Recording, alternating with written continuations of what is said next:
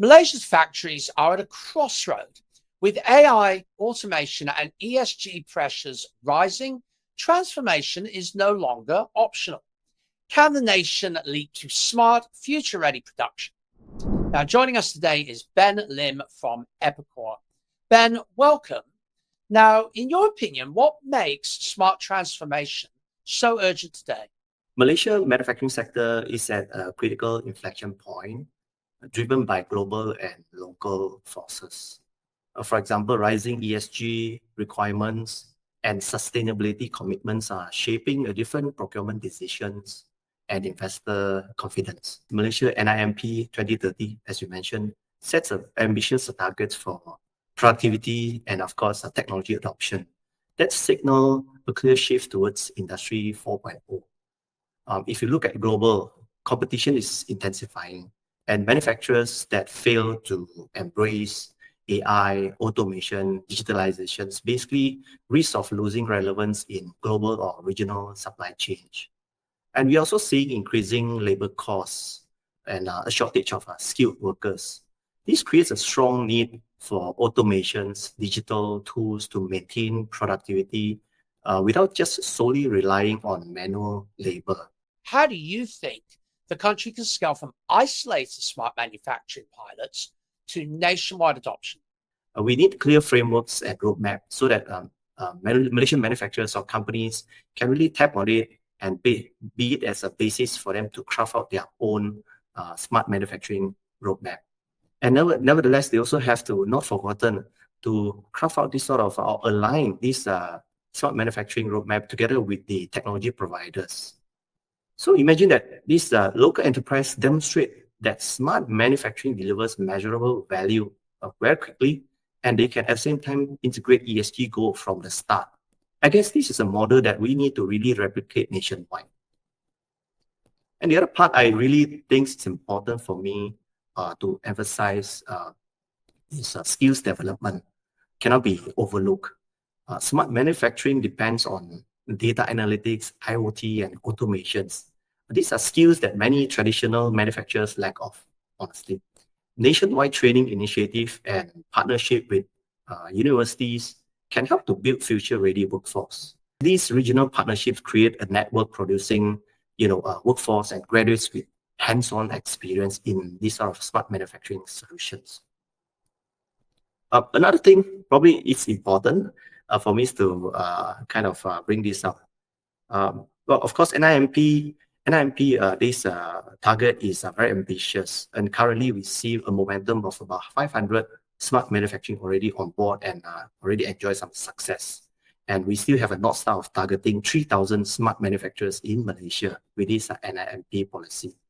So as with this target, I guess government and authority, in terms of incentives, they should really look at broader adoption, right? They should continue this incentive or increase the financial assist to really accelerate the momentum. Well, same goes to the other way around on Malaysian manufacturers.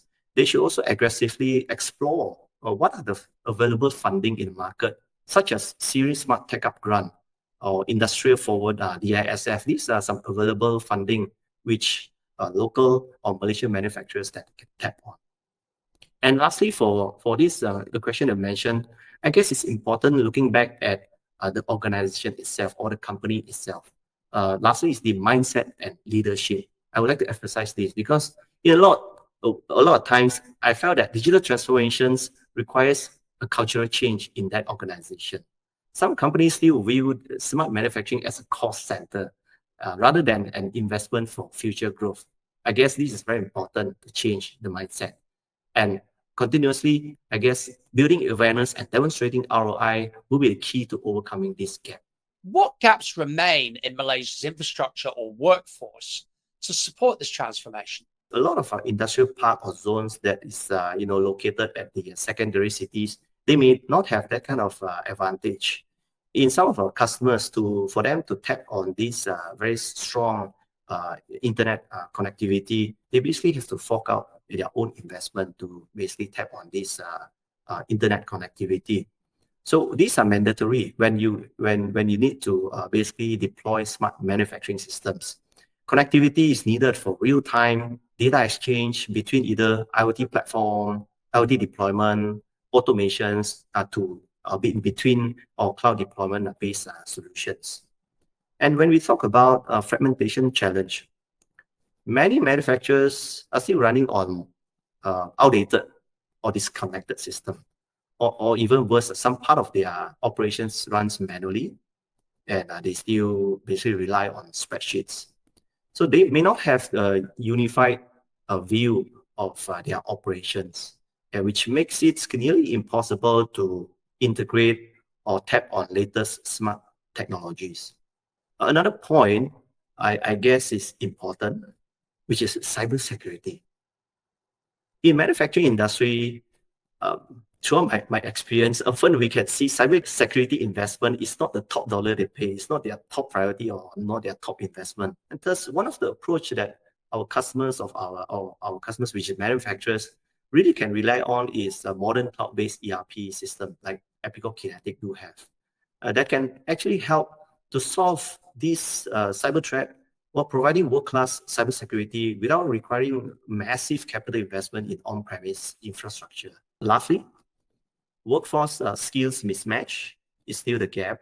I see this another very critical point. Malaysian manufacturing sectors basically contribute about 17% of national employment. Imagine that. But the digital skills gap is still widening rapidly. And Malaysians CEO consistently identify talent and skills shortage as a top risk for them to transform or grow. And apart from that, it also a constraint blocking them from innovating and being more competitive. Well, thank you very much for your insights and for joining us today, Ben. Thank you for having me. Once again, our guest today was Ben Lim, Regional Director Sales at Epicor. For more news, please visit manufacturing.asia.